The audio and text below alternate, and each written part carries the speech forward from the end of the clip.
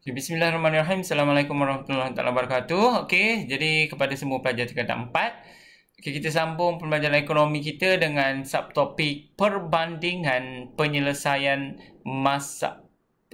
masalah asas ekonomi. Okey. Perbandingan penyelesaian masalah asas ekonomi. Okey. So masalah asas ingat ABU. Okey. Macam sebelum ni cikgu cakap A, B, B, U. Okey, apa barang nak dikeluarkan, berapa nak keluarkan, bagaimana dan untuk siapa nak dikeluarkan. Okey. Jadi diselesaikan melalui ni. Kalau sistem ekonomi pasaran bebas, apa nak dikeluarkan? Melalui ni, mekanisme pasaran, iaitu kuasa permintaan dan penawaran. Kalau sistem ekonomi perancangan pusat pula, sebabnya perancangan pusat ni kerajaan saja. So kerajaan yang tentukan apa yang nak dikeluarkan, jenis barang yang akan dikeluarkan. Kalau sistem ekonomi campuran pula, sebab dia ada individu, swasta dan kerajaan, jadi dia pun ditentukan oleh mekanisme harga. Mekanisme harga ni melalui kuasa lah permintaan dan penawaran. Okey, itu barang ekonomi, barang awam dikeluarkan oleh kerajaan. Berapa nak keluarkan? Sistem ekonomi pasaran bebas, mekanisme juga. Mekanisme ni jumlah permintaan dan penawaran.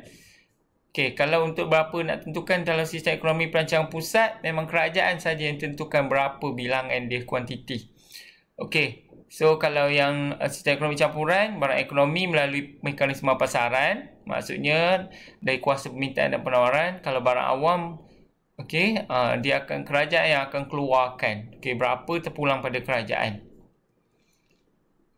Okey, kalau bagaimana pula pilih cara yang paling cekap kalau yang kapitalis. Okey, yang boleh mendapatkan untung yang lagi banyak.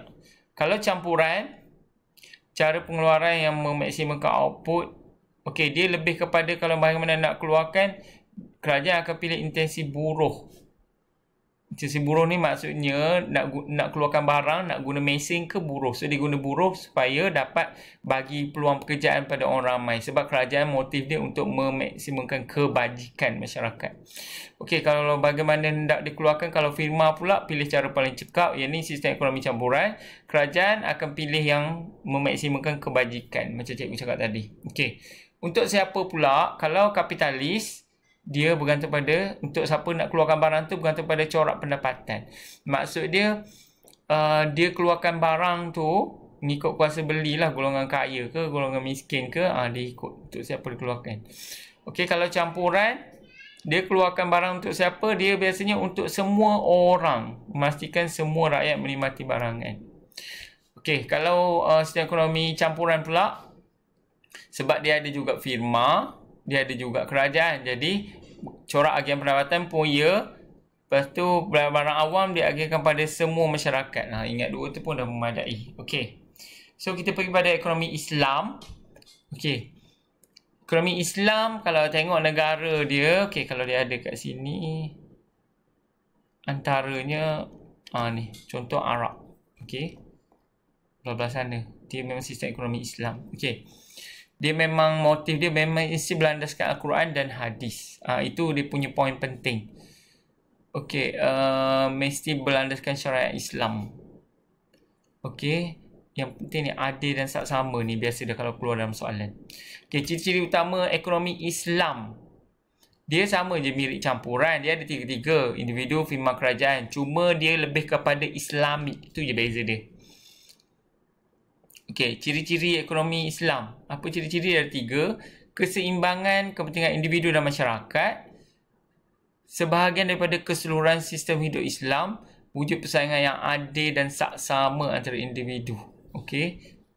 Persaingan adil. Saksama. Okey.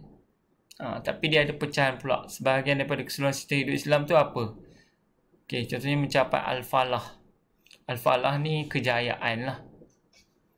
Okey, jadi itu adalah poin-poin dia tengok ya, berlandaskan Al-Quran dan hadis.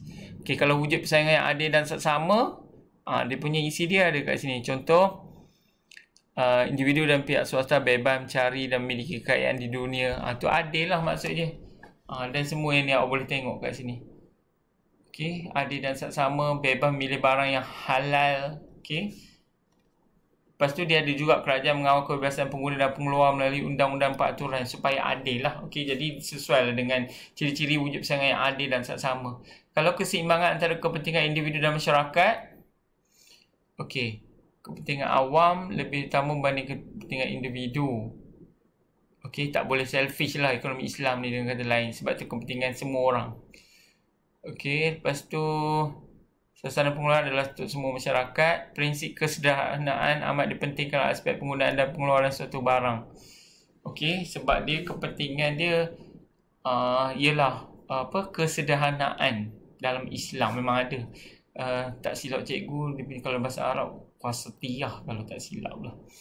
Okey, lepas tu individu yang cukup syarat dia kena membayar zakat. Okey, itu keseimbangan antara individu dan masyarakat. Kalau orang yang kaya, sebab tu dia kena bayar masyarakat supaya keseimbangan antara individu dan masyarakat. Okey.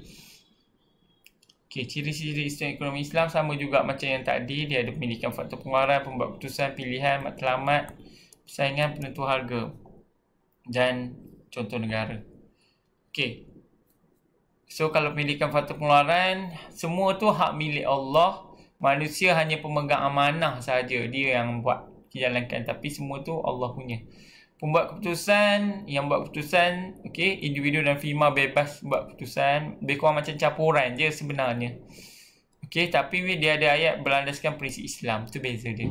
Okey, pilihan sama juga dengan campuran, tapi dia ada highlightkan barang halal.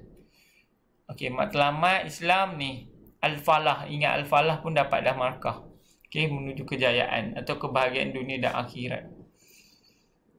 Okey, tidak mementingkan konsep ibadat, tidak mementingkan keuntungan semata-mata atau Islam.